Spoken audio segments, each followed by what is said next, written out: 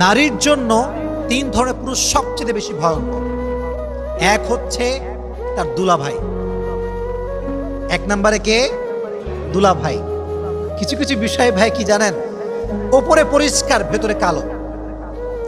কিছু কিছু মানুষ দেখবেন উপরে ফিটফাট ভেতরে সদরঘাট।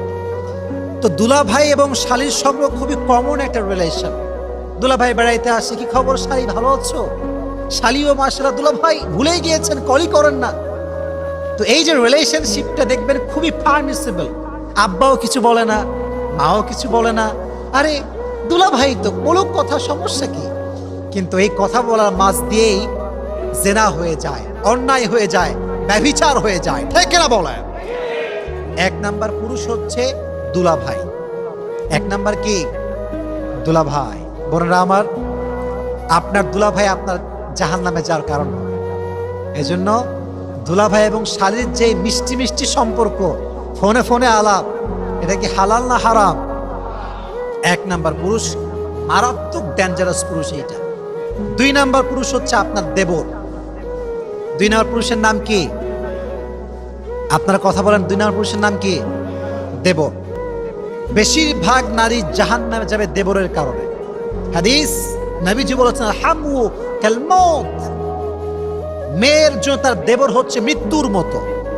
মাঝে মাঝে দেখবেন যখন বিয়ে করে ভাই, নিয়ে আসছে বাসাতে বউ, কিন্তু বউ যখন অবাধে চলাফেরা করছে, একজন মেয়ে যখন বাসার ভেতরে থাকে, খুবই স্বাভাবিক তার ড্রেস একটু উল্টাপাল্টা হবে, তার ওড়না সরবে, সে যখন রান্না করবে তার ড্রেসে উল্টাপাল্টা হতে পারে।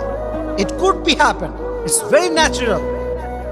কিন্তু যখন দেবর সাহেব ডানে আছে, বামে আছে, ঘুরছে অবাধে, তখন দেবরের চোখটা নষ্ট হয়, দেবরের অ্যাট্রাকশন কাজ করে।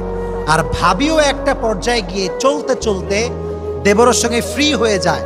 আর মাশাআল্লাহ, যদি স্বামী বিদেশ থাকে তো তার কোনো কথাই নেই, দ্য ম্যাটার ইজ খালাস, পুরোটাই খালাস। এই জন্য প্রিয় ভাইয়েরা, আমি বলতে চাই সবাইকে একটা কথা, মেয়েদের জন্য দেবর হচ্ছে মৃত্যুর মতো। এজন্য বেঁচে থাকা অবস্থায় কোনোভাবেই দেবরের সাথে কোনো মেয়ে হারাম রিলেশন করতে পারবে না। সমস্ত মেয়েকে জাহান্নামের আগুন থেকে বাঁচার তৌফিক দান করুক, পড়া আমিন। তিন নাম্বার যে পুরুষ নারীকে, এটা খুবই সেনসিটিভ প্রিয় ভাইয়েরা, আমি যা বলছি I have researched about it, খুব মনোযোগ দিয়ে আমি রিসার্চ করেছি। মাঝে মাঝে আমরা এমন কিছু কাজ করি আমাদেরকে জাহান্নামে নিয়ে যাবে, but we don't have any idea about it, আমরা জানি না। তিন নাম্বার পুরুষ, এটা মনোযোগ দিয়ে শুনবেন, এটা আমার লাস্ট কথা। তাকবীর দেন, লিল্লাহি তাকবীর। কিছু কিছু পুরুষ দেখবেন দেখতে অনেক ভদ্র, মানে what they show is they're very honest, but in actual fact they are not honest, they are cheater, they are বাটপার, ঠিক না? দেখায় ভদ্র কিন্তু বাটপার।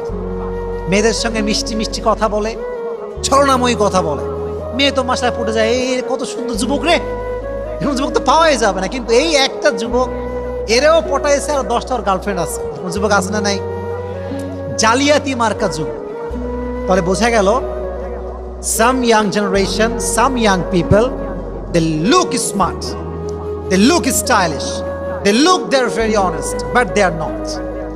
In actual fact they are cheated, they are বাটপার। এটা ভালো না আসলে। তো মেয়েদেরকে বলবো, বোনেরা আমার, মেয়েরা একটু বেশি আবেগী হয় ভাই, সবাই আমরা জানি। একটুতে ম্যামা করে কান্না করে, বোঝে কম, চিল্লায় বেশি, খুবই স্বাভাবিক, কমন একটা গুণ মেয়েদের আর কি। তো মেয়েদেরকে বলো, বোনেরা আমার, কোন যুবককে বাহ্যিক চেহারা দেখলে কিন্তু হবে না, তার চরিত্র কেমন, তার ক্যারেক্টার কেমন, এটা জাস্টিফাই করার দরকারটা আছে না নাই? আমি যুবকদেরকে বলো, যুবক ভাইয়েরা একটা কথা মাথায় রাখবা, তুমি যত বেশি চিটার হবা তোমার বউ তেমন হবে। তুমি একটার সঙ্গে বাটপারি করবা, তোমার বউ 10টার সঙ্গে তোমার সঙ্গে বাটপারি করে আসবা। এই জন্য যুবক ভাইয়েরা, কারোর সঙ্গে কোনো বাটপারি করা যাবে। হাদিসে এসেছে, এদিকে তাকান, বিশ্বাসঘাতক যে হয় সে জীবনে কোথাও সুখ খুঁজে পায় না, কখনো সুখ খুঁজে পায় না। আপনি কারো বিশ্বাস নিয়ে খেলবেন না, কারো বিশ্বাসে আঘাত করবেন না। আজকে আপনি মানুষের বিশ্বাসে আঘাত করবেন, কালকে মানুষ আপনার বিশ্বাসে আঘাত করবে। আজকে আপনি মানুষকে ঠকাবেন, কালকে মানুষ আপনাকে ঠকাবে। এজন্য কারোর সাথে কোনো প্রকার কোনো বিশ্বাসঘাতকতা আমরা করবো না। বলেন ইনশাআল্লাহ, জয় বলেন ইনশাআল্লাহ। তাহলে আমরা যা শো করব বাহিরে, ভেতরেও আমরা তাই হব। বাহিরেও ভালো, ভেতরেও ভালো। মুনাফিক হচ্ছে সে ইউজহিরু খিলাফা মা ইউবতিন, যা বাহিরে দেখায় একরকম, ভেতরে আর এক রকম, তার নাম হচ্ছে মুনাফিক। আমরা আজ থেকে কারোর সঙ্গে কোনো প্রকার কোনো মুনাফিক করবো না। বলেন ইনশাআল্লাহ। কারোর সঙ্গে কোনো বাটপারি করবো না। বলেন ইনশাআল্লাহ, মাশাআল্লাহ। আল্লাহ আমাদের সবাইকে চিটারি বাটপারি করার থেকে হেফাজত করুক। সকলেই মন খুলে পড়া আমিন। আরেকটা কথা বলি, কিছু কিছু মেয়ে দেখবেন কোন ছেলেকে পছন্দ করলে এত বেশি আবেগী হয়ে যায়, আব্বা আম্মাকে মাইনাস করে ফেলে, মাইনাস করে ওই ছেলের সঙ্গে পালিয়ে গিয়ে বিয়ে করে। ঠিক কিনা বলেন যুবক ভাইরা? পালিয়ে গিয়ে বিয়ে করে। মনে রাখবেন, যারা আব্বা আম্মার সঙ্গে গাদ্দারি করে তারা কি জান্নাতে যাবে না জাহান্নামে যাবে?